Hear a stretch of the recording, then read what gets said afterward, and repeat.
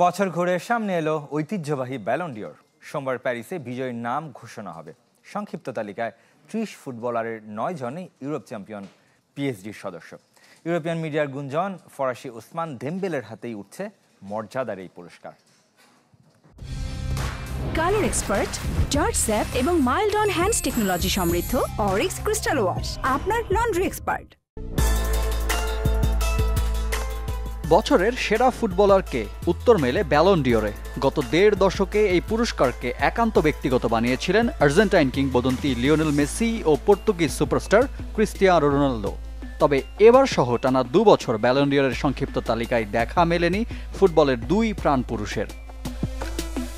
এবারের ব্যালন ডিওরে বিবেচনায় রাখা হবে ২০২৪-এর ১ আগস্ট থেকে ২০২৫-এর ১৩ জুলাই মধ্যবর্তী পারফরমেন্স।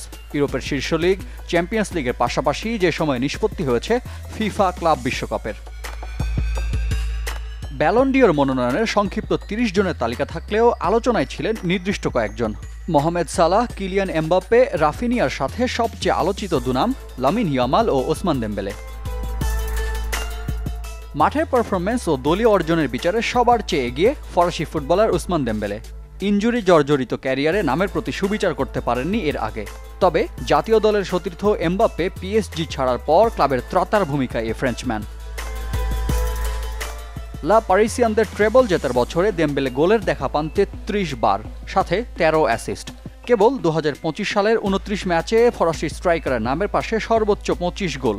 জাতীয় দল সতীর্থ এমবাপ্পে তো বলেই দিয়েছেন, তিনি কর্তৃপক্ষ হলে দেমবেলের বাসায় পৌঁছে দিতেন ব্যালন ডিওরের ট্রফি।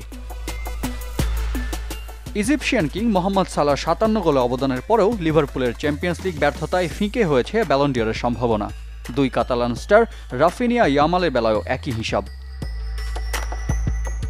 তবে সংক্ষিপ্ত তালিকায় সর্বকনিষ্ঠ হিসেবে আলোচনার কেন্দ্রে ছিলেন স্প্যানিয়ার্ড ইয়ামাল। এবার না পেলেও জীবনে একাধিক ব্যালন ডিওর জেতার লক্ষ্য যার। রিফাত হোসেন, চ্যানেল 24।